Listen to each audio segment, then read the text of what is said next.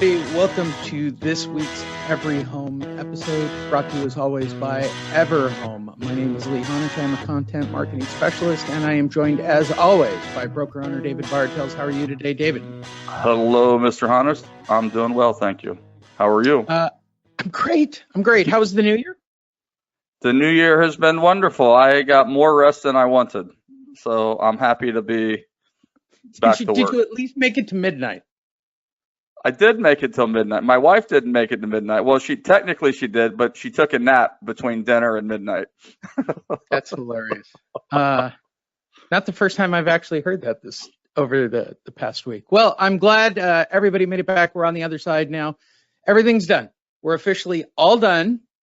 Everything's all caught up. Hindsight is officially 2020, David. That's good. I wish I wrote that. There were so many memes on that topic that it was ridiculous. Hindsight is officially 2020. I like that. That's got a ring. I hadn't heard that. We're in the middle of kind of a weird little tumultuous period here right at the top of the year as we figure out whether or not we're going to have a presidential change officially as of today. Before we get into the content and the meat of everything, with what's going on with the Senate, with what's going on with the president, with what's going on with the divide between the country, do you think it'll have any impact on real estate sales in general? I don't think anything's going to have that much of an impact on real estate sales except higher interest rates and high unemployment. If everything stays in the range that it's in now, we are going to have one massive year in terms of the number of transactions and the volume, the dollar volume of those transactions this year. I've been saying for weeks that it's going to maybe the biggest in history, certainly the biggest since 2006, which was the top prior to now. There you go. As I said before, the show is brought to you by Everhome. One low set fee. Go to the Everhome website. That's EVERHOME.io website and learn about one stop, one price real estate listings for real estate agents. Please go check it out as well. There's still opportunities for real estate agents out there, David, with the company? There are. We are moving into a rapid state of growth right now. Our public offering is coming up in the next 30 days or so. We've got some legal filings that we're trying to get done today, actually. And assuming that all gets done, we're 30 to 45 days out, and that will begin a very rapid expansion. Excellent. Let's get right into it. This is our industry segment. We'll start right up at the top. This comes to us from CNBC and Diana Olnick. She wrote a piece about Middle America having a huge drive and increase in prices, an incredibly rapid price. So smaller metropolitan markets like Indianapolis, Kansas, Boise, on and on, right, are showing strong price growth. Let's talk about this from multiple perspectives. Let's start with, is there an exodus from higher price markets, from your opinion? Well, are you seeing that in California? Certainly. Well, we've been saying it for years. I mean, one of my chief complaints about being in the retail real estate business, in a hyper local market, is that the majority of sellers, 60% or more, maybe 70% or more, are selling their higher price houses and leaving the area for less expensive markets. The majority of those people are leaving the states: Arizona, Idaho, Nevada, Texas.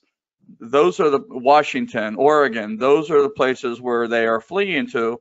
And for the same reason we're seeing it now, because your dollar goes a lot further. And if you're not constrained to a location because of your job, tethered is the word that I use, I think that it makes a lot of sense that people are looking to stretch their dollar or get more house for a lot less money and a little different pace of a lifestyle closer to family and friends. Oh, yeah. Well, and that brings up the next question, right? So we're talking about these small markets, which aren't really that small, but Indianapolis, Kansas City, Austin, all of these places. Now, aren't we generating a a weird price gap happening here where we're pricing people out of these smaller markets as well with this growth? Well, you're seeing growth, but you're talking a difference. Like if somebody leaves Ventura County, I mean, let's put it in perspective. You're Okay. talking about a percentage of gain. If somebody leaves Ventura County that's got a median home price of 600, an average home price of over $700,000, and you leave here and you go to a place where the typical home price is $300,000. It doesn't matter if that $300,000 that house that you bought for $300,000 was $270, $280 a year ago, which would represent a 10% gain in home values. Just because of the difference, you're still moving into a much more affordable house, and so you got to be careful that yes, home prices are going up in those smaller markets, but relative to the higher price markets, they still offer incredible value for people who can make that transition to another location. I guess what I'm wondering is, does it have an impact on the local people of Kansas and Austin and Cleveland, et cetera? I mean, are their markets getting priced out of range for, people who live in middle America?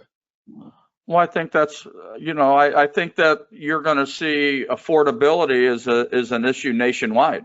I mean, it's just not a California or New York or New Jersey, problem. I mean, there's a massive affordability issue. One of the reasons you're seeing a surge in demand is because of the lower interest rates. And what you're seeing now, and what is that the low interest rates, which made houses more affordable in terms of monthly payment, the appreciation that you're seeing in some markets is outpacing the savings now. And so you're kind of back to where it was. And the decision that home buyers, need to make is, well, if I don't buy now, when am I, and the market is going to continue to go up, when am I ever going to buy? And because of the constraints that you have in supply, there's no indication that market values are going to go down. Now, the exception are those places that have an abundance of supply, and those would be the cities that people are fleeing from, those big financial districts, downtown LA, downtown San Francisco, downtown New York.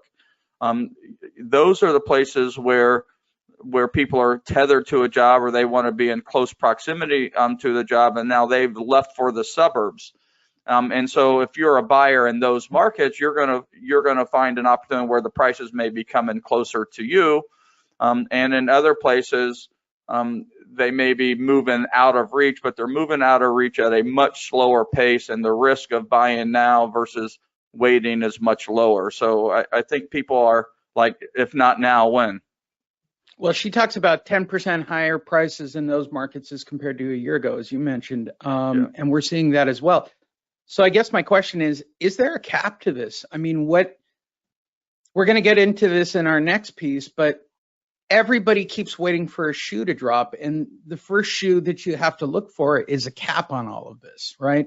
Where does this finally reach the top floor? Well, it really depends on wage growth. Can people afford it?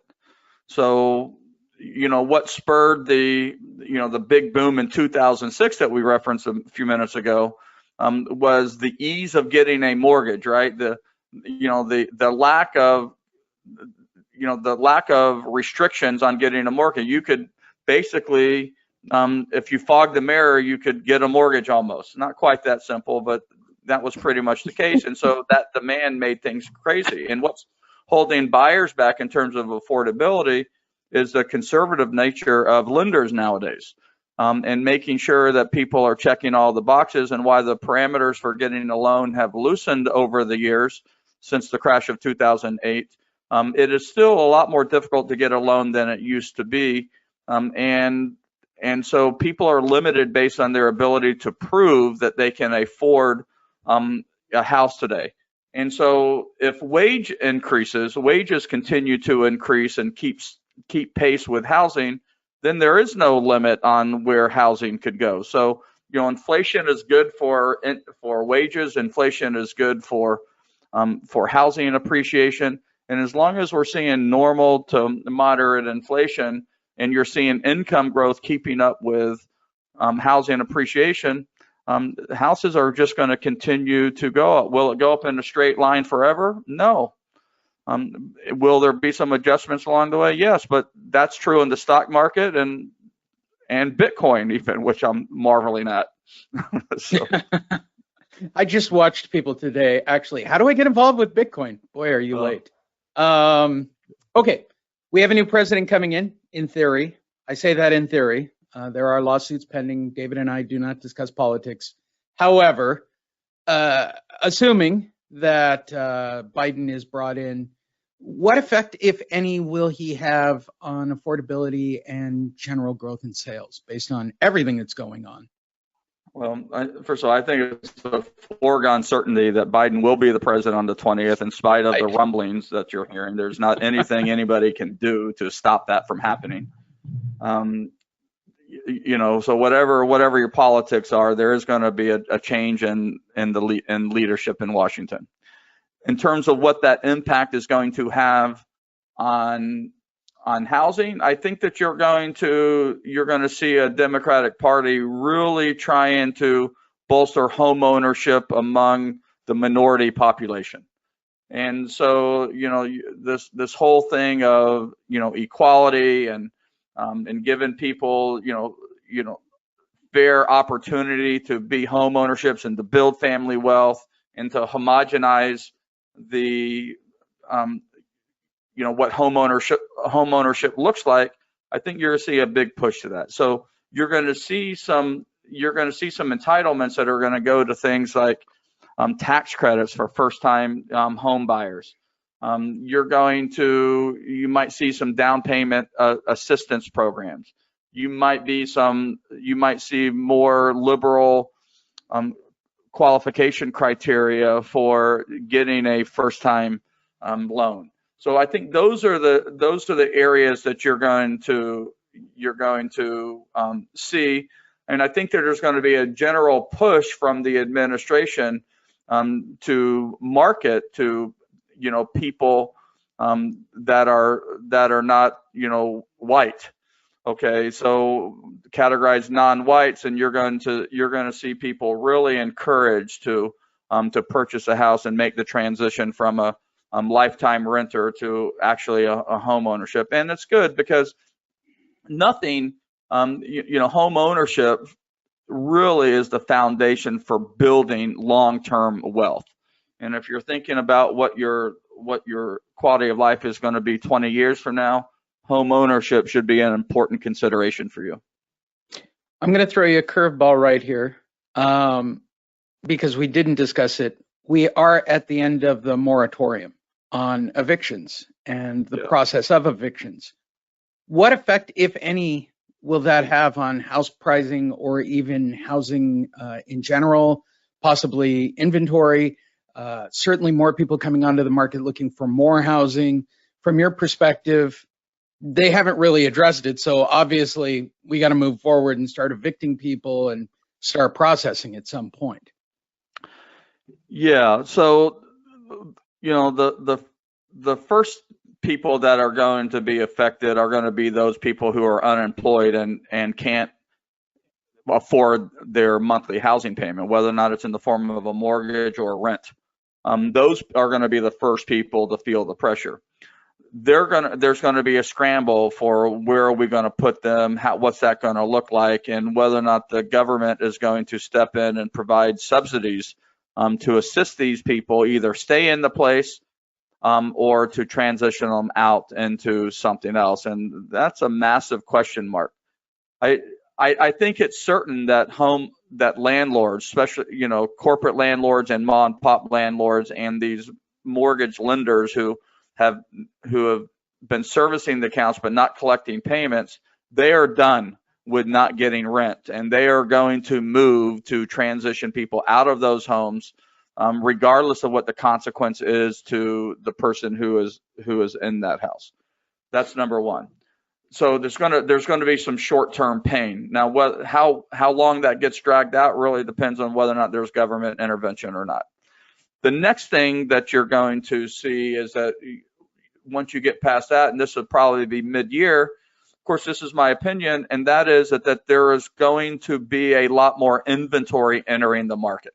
So inventory is not going to just come, in large part is going to be from these mom and pop people who, just want out. They just want to cash out, take their money, and do something else with the money. I mean, they all of a sudden feel like the stock market is a better investment for them right now. You're also going to see people who are facing foreclosure but have a lot of equity. That's going to be the big difference between now and 2008, is that in 2008, you had a lot of people that had leveraged their homes to the tilt, in a lot of cases above 100% of the home value, and they were forced to sell their homes. But the problem was they owed more on those homes, and there lies the definition of a short sale. They owed more on their homes than their homes were worth, and so you saw this massive exodus and people doing short sales. The big difference here is that people aren't upside down. There's a small percentage of people are, but for the most part, people have built up equity, lots of equity. And rather than lose that equity to the banks, they are going to just start selling. I got my first listing this week with somebody who's got a foreclosure notice in February, and they want to sell it before the bank takes their money. That's the first of many, in my opinion. So you're going to see a lot of inventory coming on the market from people who are ready who are facing foreclosure and want to sell to get their cash out of the walls of their house. And then you've got the people. So I guess the short answer, from a long perspective, the short answer is that it's going to create a lot of inventory for buyers who are qualified, and that will loosen things up again. But there is more than enough buyer demand to absorb that, and that is what's going to spur the record year, in addition to the people who the sellers who have pent up desire to sell and have been sitting on their hands because of the pandemic and uncertain about what the market is going to do. I think everyone's clear that the market is not going to crash. And I think now people are saying this is the year that we're going to sell. You'll see some of that inventory coming now, and it will build and build and build into a summer peak, around July or August, probably, before falling back a little. Pro tip for everybody out there in the industry: time to get your Realty Track subscription up to date. Might be the perfect time for that. Last but not least, David, general affordability. We moved about 1.4% year over year on house prices in general. Would you like to make a prediction for 2021 on national? We'll go national, not California, because it does crazy numbers. National, flat to 1, 2, 3. How big are you going to go? Are we talking about a home percentage prices? Of growth? Yeah. Yeah, no, I think that you're going to see a more normal, because of the increase in inventory. I think you're going to see a more normal appreciation curve this year, which would peg it in the 3 to 4% range. Ooh, that's what I think. I think it's, I think maybe on the low end of that, but I think, if I had to pick a number, 3%. Excellent. Everybody, list your home online for one low set fee. Visit Everhome and discover the Everhome way. It is very simple. Go to everhome.io. That's Everhome for every home.